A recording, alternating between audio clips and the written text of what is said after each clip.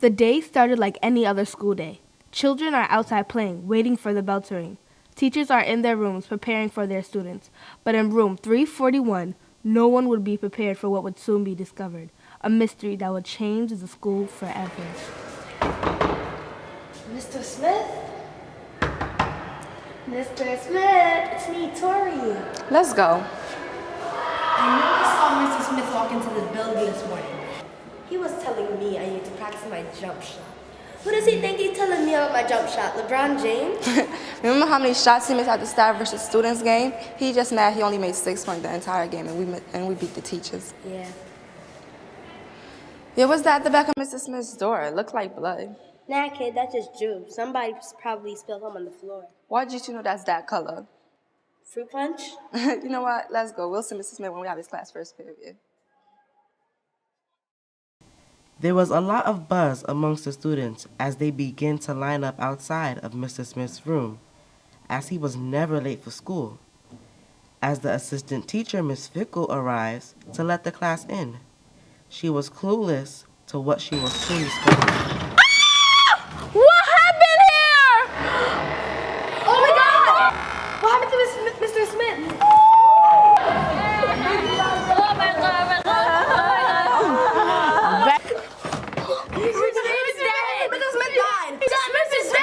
What? Let me take a look.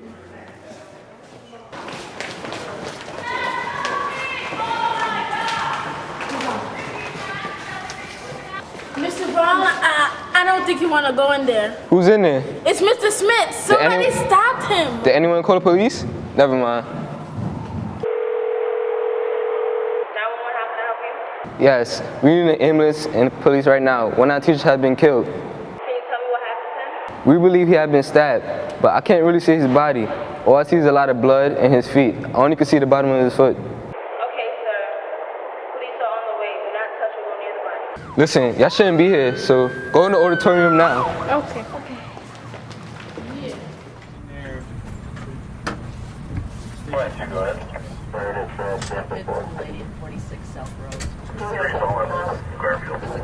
Officers began to question several witnesses as they arrived on scene.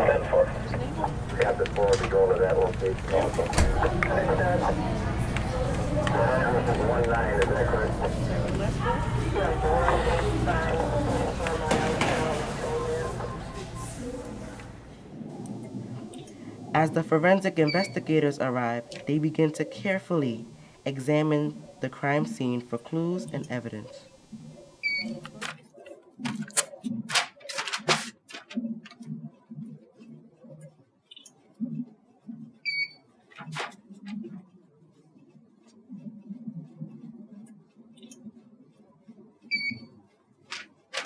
Hey, Noah, check this out.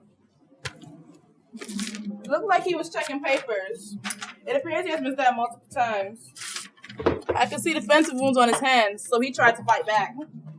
He had several stab wounds to the chest and one large one to his neck. He may have bled to death. Look at this. There's a bloody fingerprint on the paper. The suspect, while struggling with Mr. Smith, probably transferred it to him. The suspect may have cut or walked out of the room with the murder weapon in his hand because there are several blood drops on the floor outside, but it doesn't lead anywhere. The blood drops stop about 2 feet away from the room in the middle of the hall. According to officers, the estimated time of death was between 8 a.m. and 8:20 a.m. because witnesses stated that he was seen around 8 a.m. and the body was discovered at 8:30. So this gives the suspect 20 minutes to commit the murder. The killer may still be in the building. Safety officers don't remember anyone arriving or leaving the school. Tell the principal to lock the school down. No one leaves this building. Forensic investigators continued to label and bag evidence, all the while wondering who could have committed such a crime. Who could have wanted Mr. Smith dead? Did he have any enemies? Was he involved in something illegal? These were just a few of the questions they had as they collected evidence to determine the truth.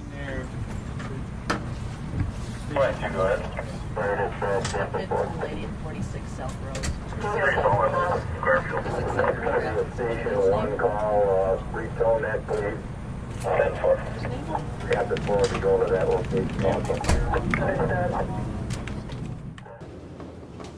While back at the station, the two students who initially came to Mr. Smith's room were being interrogated.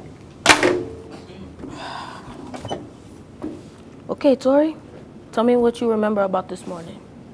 Well, me and Alex were playing basketball around 7:45, and we saw Mr. Smith get out of his car. He was raging on me about my jump shot. He's just mad because we beat him last week Friday in the teachers versus students game. Do you know anyone that would want him dead? Nah, Mr. Smith is cool. He was one of those teachers that students could really talk to. He seemed to get along with everybody, so wanting him dead was out of the question. There's some teachers that I would love to see dead, but Mr. Smith was definitely not one of them. In another interrogation room, Alex corroborated everything that Tori said. However, during Miss Fickle's interrogation, she would soon reveal surprising information about Mr. Smith. Okay, Miss Fickle, tell me what you remember about this morning. Well, I worked as Mr. Smith's assistant for about 3 years now, and he hasn't been late or absent. So I was actually surprised that when I reached at the school at 8:30, the kids were still outside waiting to go inside their classroom. So when you opened the door, what did you see? I saw nothing but blood. There was blood everywhere. I just remember going into the room and screaming. The kids were looking through the window and screaming as well. So when I came out the room and locked the door, I saw kids scattered all over the place, screaming and crying. A kid then went to alert the principal and he called 911. Why didn't you call the police? I guess I was in shock. All that blood, it was horrible. According to the principal, you told him that Mr. Smith was stabbed. How do you know if he was stabbed or not? I just assumed that with all that blood, he couldn't have been shot. You know, my favorite show is CSI, and I've seen a lot of shows to know the difference. Okay, I just have one more question to ask. Do you know anyone who would want Mr. Smith dead? Well, I heard from some of the teachers that Mr. Smith had an out for Principal Brown. It seems as though Mr. Smith has been writing letters to whoever would listen to complain about Principal Brown. I'm not exactly sure what the principal did to Mr. Smith, but everybody knew they didn't like each other. Back at the lab, the forensic investigators begin to analyze the evidence collected at the crime scene, hoping to link the evidence to someone, but who? Could it be the principal? Rumor has it Mr. Smith was out for his job. Or was it Miss Fickle?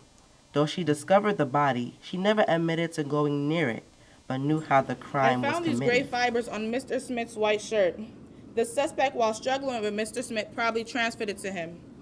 The problem is, everyone at the school wears a gray blazer. It's a part of their uniform. Even the principal was wearing a gray suit. Yeah, even Miss Finkel was wearing a gray suit. Hopefully we can determine the suspect who did this. Maybe it will help us determine a prime suspect. Well, look at this. The blood found at the scene of the crime was not at all Mr. Smith's. Someone else dropped blood in that room and also outside of that room. Mr. Smith's blood type is O positive and the suspect's blood is B negative. I'm going to take the blood back to the DNA lab. That should help us narrow down our suspect. Forensic investigators continue to analyze evidence found at the crime scene, but are any closer to finding the killer?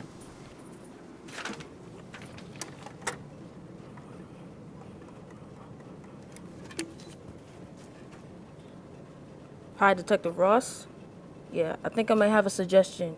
Why don't we bring Principal Brown in and ask him a few questions? Yeah, and we need a secure warrant to check his house and his office.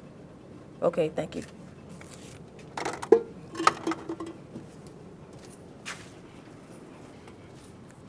I'm not sure if I buy Miss Finkel's story. The DNA lab results came back for the blood. It shows that the blood belongs to another male, so that would actually eliminate Miss Fickle as the suspect.